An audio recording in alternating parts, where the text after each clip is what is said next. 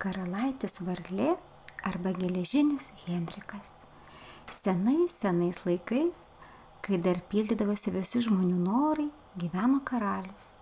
Visos jo dukteris buvo labai gražios, bet jaunesnioji tokia graži, kad net saulė tiek jau visko regėjusi ir toji kiekvieną kartą stebėjusi žvelgdama karalaitį į veidą.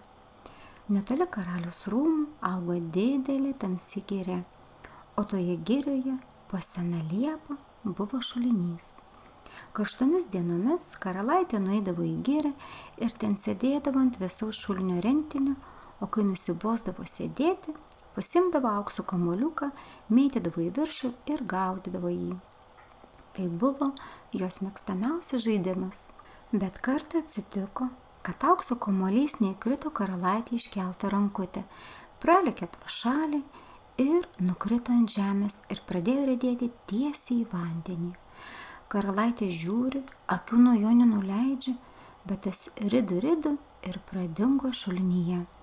O šulinys buvo toks gilus, kad ir dugno nematyti. Karalaitė pravirko, verkė ir niekaip nusiraminti negalėjo. Kai ji taip raudojo ir aimanavo, staiga kažkas jai šoktelėjo. Kasgi tau, karalaitė, tu taip gailiai raudi, kad ir akmuo neištvertų, nepagailėjęs tavęs.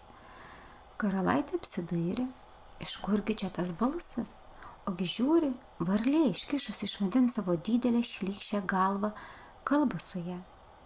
A, tai tu, sena kvarklė, tarė ji. Verkiu, kad mano aukso kamuolys į šulinį įkrito.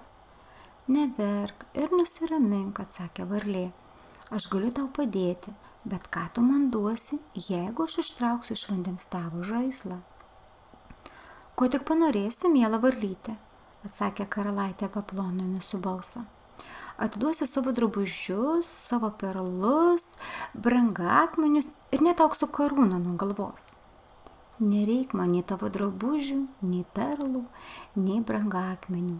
Nereikia nei aukso karūnos, bet jeigu mane pamilsi, draugausi su manimi ir žaisi, leisi man sėdėti su tavimi prie vieno stalo, valgyti iš tavo lėkštės, gerti iš tavo taurės, miegoti tavo lovelėje.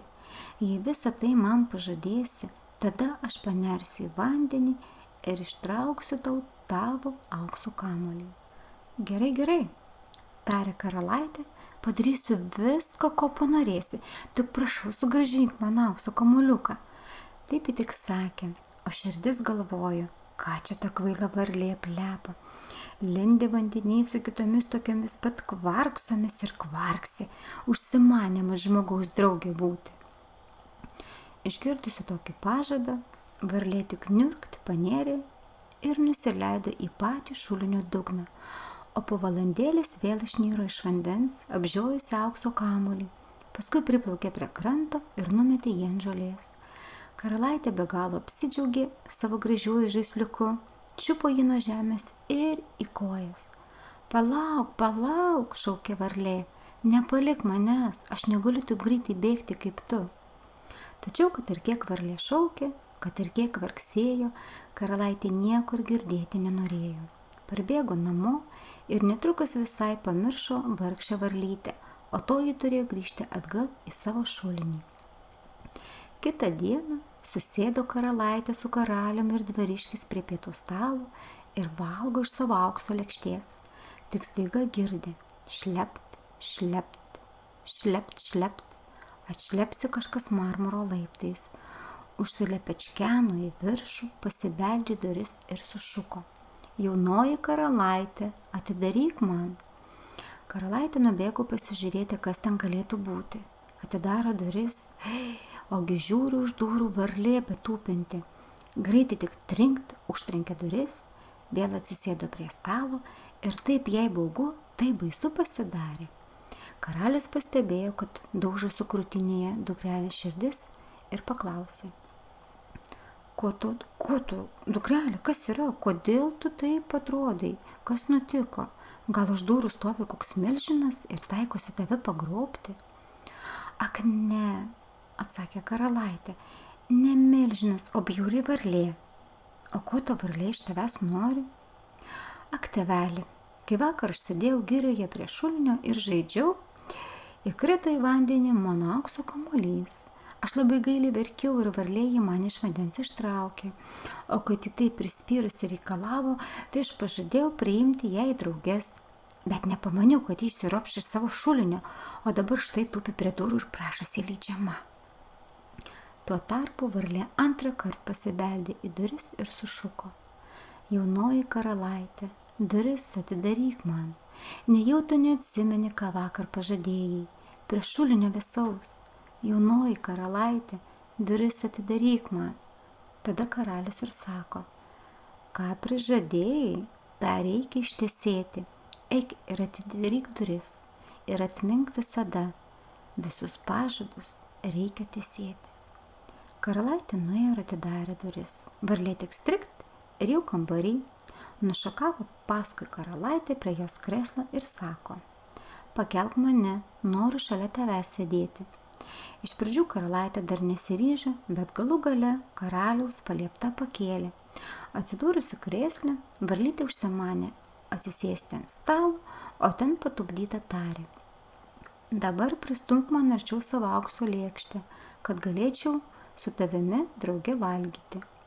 Nėra karalaitė kas daryti. Pristumė lėkštelę, bet taip nenorom. Varlė skaniai šveitė, o karalaitė ir kąsnį nuryti negalėjo. Galop varlė sako, prisivalgiau ir suėmė nuovargis, nunešk prašau mane į savo kambarėlį ir pataisyk šilkų patalėlį. Eisime miegoti. Karalaitė į ašaras, baisu jai šaltos varlės, bijo prie jos net prisiliesti, o čia toji dar taikosi gultis į gražią švarę lovą. Bet karalius supyko ir sako, kas tau padėjo, kai bėdoje buvai, su tuo nevalia, paskui nesiskaityti, kaip tau negėda. Tada karalaitė paėmė 2 pirštais varlę, nunešė į savo kambarį ir patupdė į kampą. Bet kai atsigulė, varlė atrepliojo prie lovos ir sako, pavargau aš taip pat, kaip ir tu, noriu miego, įkelk mane į savo lovelę, prašau, jei ne, pasakysiu tavo tėčiui. Karalaitė pašoko pyktis, stvėrė į varlį ir kad teikš iš visų jėgų į sieną. Na dabar apsiraminsi bjaurybę. Bet kai varlė nukrito ant žemės, buvo jau nebe varlė, o karalaitės gražiomis, maloniomis akimis. Tėvo valia jis tapo jos mielų draugų ir vyrų. Dabar jis apsakė, kad buvo piktos raganos užkerėtas ir niekas kitas negalėjęs jo iš šulinio išvaduoti, tik jį viena, ir kad rytoj jie kartu išvažiuosi į jo karalystę. Tada jie nuėjo miegoti, o kitą rytą, kai saulė pažadino, atvažiavo karieta. Pakinkyta 8 baltų žirgų, tie žirgai buvo su baltomis trūčio plunksnomis ant galvos, su aukso aptaisytais pakinktais, o užpakalyje stovėjo karalaičio tarnas, ištikimasis Henrikas. Kai piktoji ragana pavertė karalaitę į varlę, ištikimasis Henrikas taip ir taip smarkiai nusiminė, kad apkaldino savo širdį 3 geležiniais lankais, kad ji neplyštų iš skausmo ir liūdesio. Dabar karieta turėjo parvežti jaunai karalaitį į jo karalystę.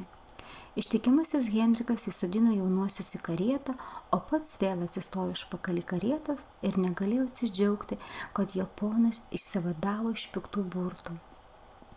Truputėlį pavažiavę, karalaitis išgirdo, kaip užpakalyje kažkas triokštelėjo, lyg būtų kas lūžęs.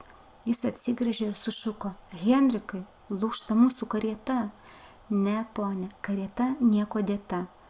Tai trūko mano lankas nuo širdies, suspaustas skausmo nevilties. Kai jūs užkeiktas šulinį lindėjot ir žmogumi atvirsti negalėjot.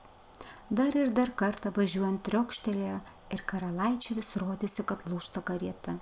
O čia tik lankai ištikimajam Henrikui nuo širdies trukinėja, nes jo ponas jau buvo atkerėtas ir laimingas.